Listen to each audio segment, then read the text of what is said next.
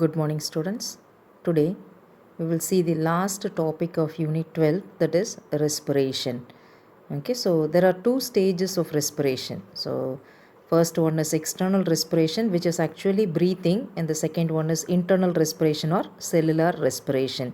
Okay, so normally we used to confuse respiration with breathing. In lower classes we have learnt about breathing, that is it is actually the physical process. Breathing அப்படிங்கிறது ஒரு physical process.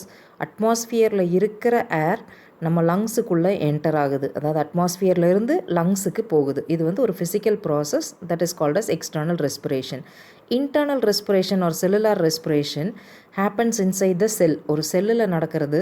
இந்த ப்ராசஸில் குளுக்கோஸ்லேருந்து energy produce பண்ணுறோம், அதுதான் internal respiration அப்படின்னு சொல்லுவோம். So internal respiration is of two types, ரெண்டு விதமாக சொல்லலாம், aerobic respiration and anaerobic respiration. So this is based on the presence or absence of oxygen.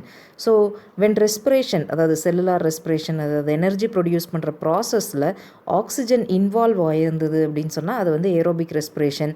Oxygen involve ஆகலை, அதாவது ஆப்சன்ஸ் ஆஃப் ஆக்சிஜனில் நடந்ததுன்னா அது anaerobic respiration. Okay, so normally external respiration is physical process அப்படின்னு பார்த்தோம். அதே மாதிரி இன்டர்னல் ஒரு cellular respiration is a biochemical process, ஏன்னா இங்கே வந்து chemical reactions are going on. Okay, so first we will see about the aerobic respiration. So aerobic respiration ஓட definition வந்து oxidation of glucose with the help of atmospheric oxygen. அதாவது glucose is oxidized with the help of oxygen. இதை தான் aerobic respiration சொல்கிறோம். This is the balanced equation. Students, you have to learn these equations properly. Okay, C6H12O6, this is glucose. அதாவது நம்ம சாப்பிட்ற food வந்து ஃபுட்டில் இருக்கிற பார்ட்டிகிள்ஸை குளுக்கோஸாக கன்வெர்ட் ஆகுது. ஸோ ஃபுட்டு நம்ம சாப்பிட்ற ஃபுட்டிலேருந்து கிடைக்கிற குளுக்கோஸும் நம்ம ப்ரீத்திங் மூலமாக எடுக்கிற ஆக்சிஜனும் 6O2. Okay, this is oxygen. So gives 6CO2 6H2O plus 38 ATP molecules. இந்த 38 ATP molecules அப்படிங்கிறது தான் energy. Okay, so organic food, நம்ம சாப்பிட்ற ஃபுட்டில் இருக்கிற குளுக்கோஸ் வந்து கம்ப்ளீட்டாக ஆக்சிடைஸ் ஆகி 38 ATP மாலிகூல்ஸ் கிடைக்கிது. So now will move on with the various stages of aerobic respiration. So aerobic respiration happens in 3 stages. So first one is glycolysis or glucose splitting அப்படின்னு சொல்லலாம். Second one is Krebs cycle and third one is electron transport chain. Okay, so we'll see about these stages in detail. Okay, so first one is glycolysis. So in the glycolysis or glucose splitting, சிம்பிளாக சொல்லணும் அப்படின்னு சொன்னால் நம்ம C6H12O6 அப்படிங்கிறது குளுக்கோஸ்னு பார்த்தோம். 6 carbon molecules இருந்தது. So அது வந்து ரெண்டாக பிரேக் ஆகி பைருவிக் ஆசிட், அதாவது C3H4O3 பைருவிக் ஆசிடாக மாறுது. இங்கே பார்த்தீங்கன்னா C3. Okay, so 6 carbon molecules வந்து breaks down into 3 carbon molecules. இதுதான் நடக்குது. இதை வந்து குளுக்கோஸ் ஸ்பிளிட்டிங்னு சொல்லுவோம். This happens in the cytoplasm of the cell. So மைட்டோகாண்ட்ரியாவில் நடக்கல, மைட்டோகாண்ட்ரியாவுக்கு வெளியே சைட்டோபிளாசமில் நடக்குது. So for this process actually glucose splitting or glycolysis is common for both aerobic and anaerobic respiration. Aerobic respiration anaerobic respiration ரெண்டுலேயுமே இது வந்து காமனாக நடக்கும். இதுதான் first stage. Okay, so you can see this picture also. 6 carbon is splitted into 2 molecules of pyruvic acid, that is 3 carbon molecules இருக்கிற pyruvic acid split ஆகுது. Second one is Krebs cycle. Okay, so இப்போது நம்ம ஏற்கனவே pyruvic acid form ஆயிடுச்சு அப்படின்னு பார்த்தோம். இந்த pyruvic acid, அதாவது 2 molecules of pyruvic acid, they enter into the mitochondrial matrix. இந்த பைருவிக் ஆசிட் எங்கே என்டர் ஆகுது? மைட்டோகாண்ட்ரியாவோட மேட்ரிக்ஸ் பார்ட்டில். So Krebs cycle happens in the mitochondrial matrix. Okay, so learn this for you and remember for your 1 mark question. So இந்த 2 molecules of pyruvic acid உள்ளே enter ஆனதையும் pyruvic acid oxidise ஆகி carbon dioxide and வாட்டராக convert ஆகுது.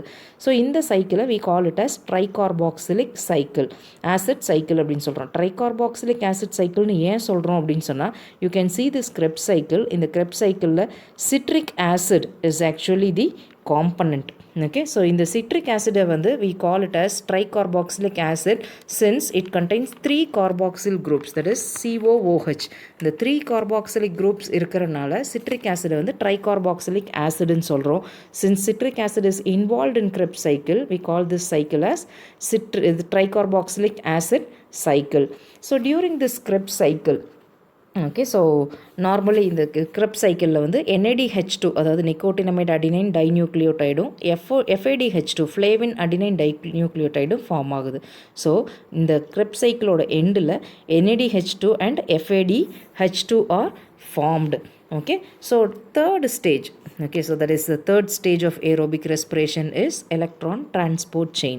So in the electron transport chain வந்து it happens through the series of complexes called as electron chain complexes. இங்கே பார்க்கலாம் electron transport chain complexes are present in the inner wall of mitochondria. So mitochondriaல two layers இருக்கும், that is outer membrane and inner membrane. We have already learnt about the structure in the previous videos.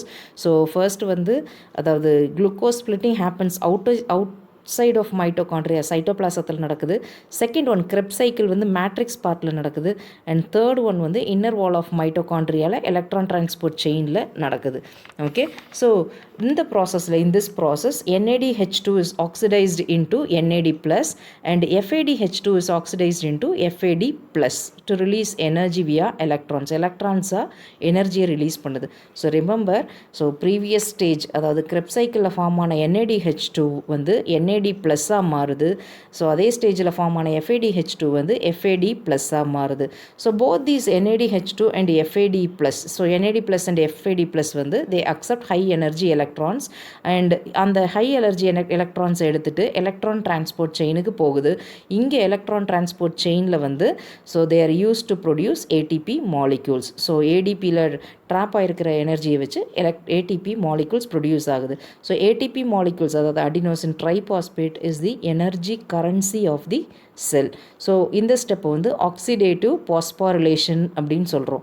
So NADH2 and FADH2 are oxidized to NAD plus and FAD plus and they carry high energy electrons to the ETC, that is electron transport chain, where these molecules are used to synthesize ATP molecules.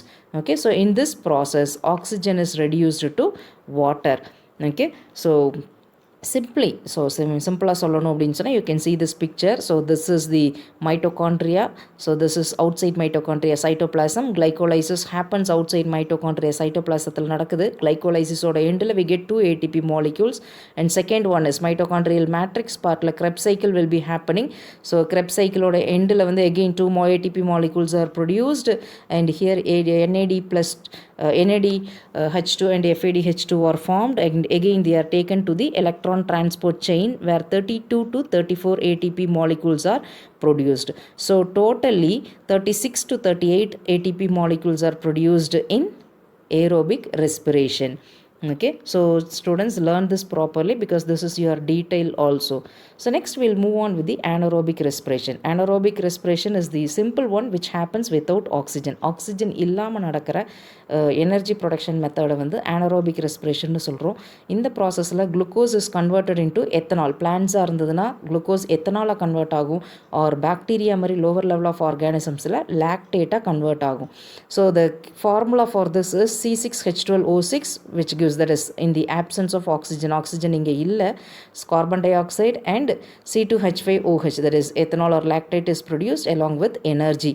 So இதில் produce ஆகிற energy பார்த்திங்கன்னா around 2 to 5 ATP molecules தான் இருக்கும். Okay, very low level of energy is produced here. Okay, so இங்கே மட்டும் கிடையாது, even in our muscle cells. So sometimes oxygen பத்தலை அப்படின்னு சொன்னாலும் anaerobic respiration will be going on. Okay, so last topic is respiratory quotient. So respiratory quotient அப்படிங்கிறது nothing but the ratio between the oxygen, volume of oxygen consumed and volume of carbon dioxide liberated. நம்ம மூச்சு எடுக்கும்போது எவ்வளோ oxygen consume பண்ணுறோம், எவ்வளோ carbon di oxide நம்ம உடம்புலேருந்து liberate பண்ணுறோம் அப்படிங்கிறதோட ரேஷியோ தான் respiratory quotient. So learn this also for a 2-mark question. So children, with this we conclude the first lesson, unit 12. Okay, so you have to learn more or less all the questions. So centum aim பண்ணுறீங்க அப்படின்னு சொன்னால், so you have to concentrate more in the inside details and inside 1 mark also, the more to know and activity part will be there. There are so many things about the scientists, so you have to learn all those things along with these definitions also. So thank you, have a nice day.